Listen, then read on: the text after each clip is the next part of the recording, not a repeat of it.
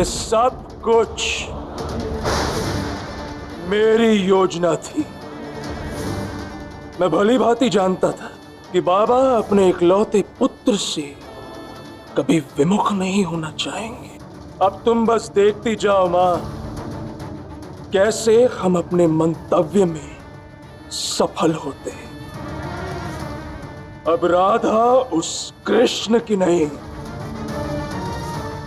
अब राधा मेरी होगी, मेरी होगी।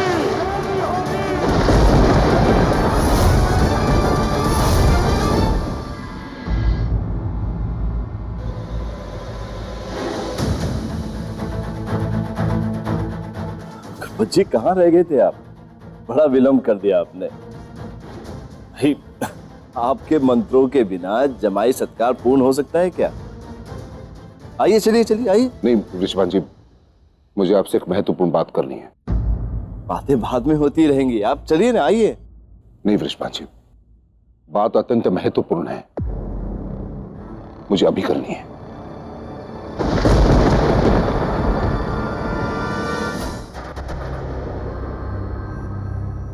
गुरुपत जी,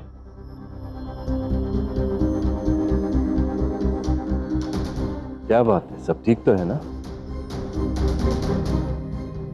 जी वृषभान जी, कैसे कहूं आपसे मैं। देखिए, हर वक्त पे मैंने आपका साथ दिया, आपकी सहायता की।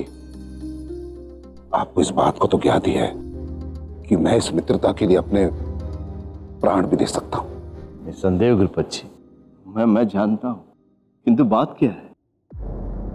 वृषभान जी, मैं बहुत बड़े धर्म संकट में फंस गया हूं, बहुत बड़े धर्म संकट में। यदि मैंने अपने पुत्र के प्रति धर्म नहीं निभाया तो मेरा पुत्र अयन संन्यास ग्रहण कर लेगा। क्या? किंतु क्यों? ऐसा क्या चाहिए अयन को?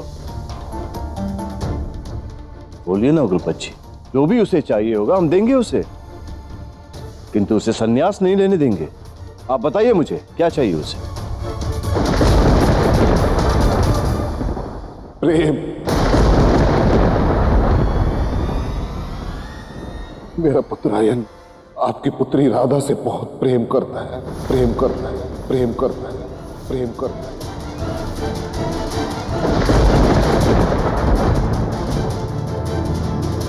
बहुत अधिक प्रेम करता है। उसे राधा का प्रेम चाहिए, उसे राधा का प्रेम चाहिए, उसे राधा का प्रेम चाहिए, उसे राधा चाहिए।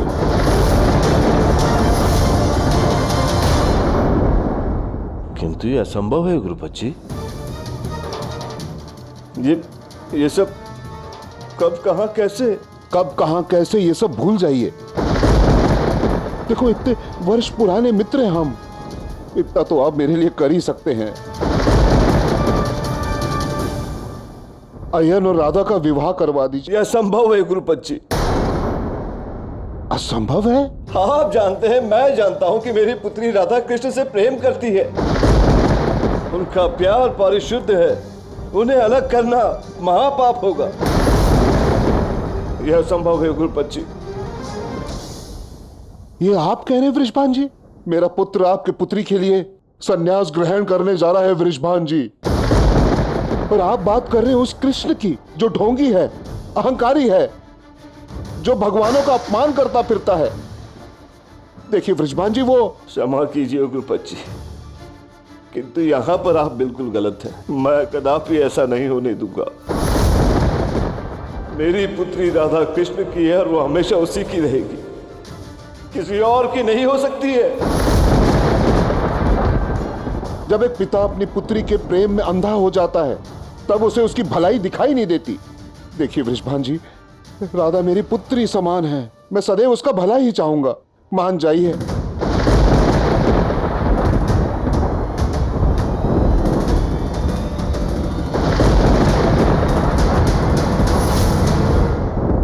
स्मरण कीजिए वृषभान जी, आपने मुझे वचन दिया था,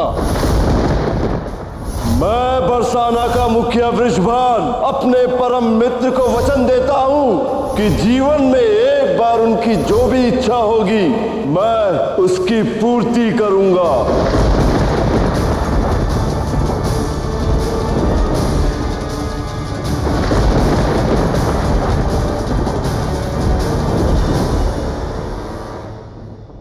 मुझे दिया वचन आपको निभाना पड़ेगा वृषभान जी।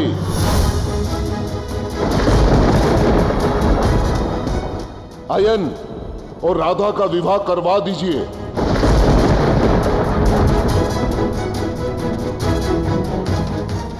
यह आप क्या कह रहे हो गुरुपत जी? ऐसा नहीं हो सकता। मैं कदापि ऐसा नहीं होने दूंगा। आपको वचन निभाना ही होगा। ऐसा मत कीजिए गुरुपत जी। मेरी पुत्री राधा को आप अपनी पुत्री कहते हैं और उसी के साथ अन्याय। एक क्षण मेरी पुत्री राधा के मन के विषय में सोचिए। मेरी विनती है आपसे गुरुपत जी, केवल एक बार राधा के पक्ष से पुनः सोचिए। मैं आपको आश्वासन देता हूं, इसमें केवल और केवल राधा बिटिया की भलाई है।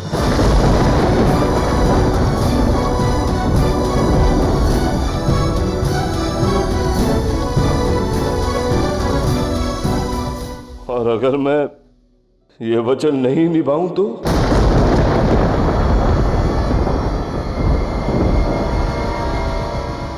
तो समाज के नियमों को आप भली भांति जानते हैं वृषभान जी।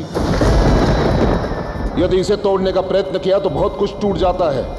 प्रजा का विश्वास, बहुत कुछ खोना पड़ेगा आपको। निष्कासित हो जाएंगे आप यहां से।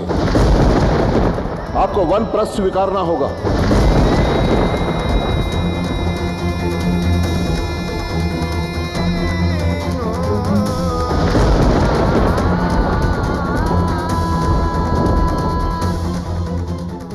मेरी केवल आपसे यही विनती है कि आप ऐसा ना करें। निर्णय आज भी आप ही का होगा वृषभान जी। प्रणिपात।